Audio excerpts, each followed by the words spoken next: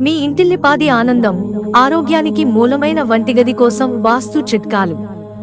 ఇవన్నీ తప్పనిసరి వాస్తు శాస్త్రం ప్రకారం.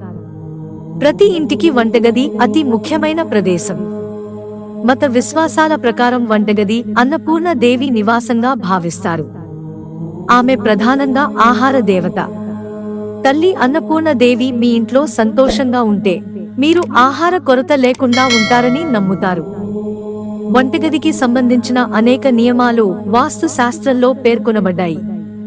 మీరు మీ వంటగదిలో వాస్తు నియమాలను జాగ్రత్తగా చూసుకుంటే మీరు అన్నపూర్ణ దేవి ఆశీస్సులు, ధనలక్ష్మి కటాక్షం పొందవచ్చు.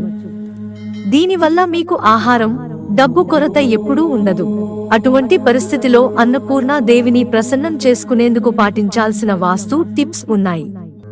అవేంటో ఇక్కడ తెలుసుకుందాం. ఖచ్చితంగా ఈ పని చేయండి. మత విశ్వాసాల ప్రకారం వంటగదిలో ఆహారం వండడానికి ముందు తప్పనిసరిగా స్నానం చేసిన తర్వాత భక్తితో దండం పెట్టుకోవాలి. ఇలా చేస్తే అన్నపూర్ణ దేవి మీ పట్ల ప్రసన్నురాలవుతుంది. దీనితో పాటు అన్నపూర్ణ దేవి ఫోటో కూడా మీ వంటగదిలో ఉంచాలి. ఇలా చేయడం వల్ల మీకు డబ్బు, ధాన్యం కొరత ఉండదు. అన్నపూర్ణాదేవి ఆశీర్వాదం కోసం ఎప్పుడూ స్నానం చేసిన తర్వాత మాత్రమే వంటగదిలోకి వెళ్లటం ఉత్తమం. అలాగే రాత్రిపూట వంటగదిలో ఖాళీ పాత్రలను ఉంచకూడదు. అలా చేస్తే అన్నపూర్ణ దేవితో పాటు లక్ష్మీదేవికి కూడా ఆగ్రహం వస్తుందని చెబుతారు. ఫలితంగా ఆ ఇంట్లోని వారికి అనేక రకాల సమస్యలను ఎదుర్కోవలసి వస్తుంది. అటువంటి పరిస్థితిలో మీరు రాత్రిపూట వంటగదిలో ఎప్పుడూ ఖాళీ పాత్రలను ఉంచకూడదు. ఒక్క ముద్ద ఆహారమైనా సరే మీ వంటపాత్రలో ఉండేలా చూసుకోండి. వంటగదిలో నీరు, అగ్ని ఒకదానికొకటి దగ్గరగా ఉంచకూడదని వాస్తు శాస్త్రంలో నమ్ముతారు.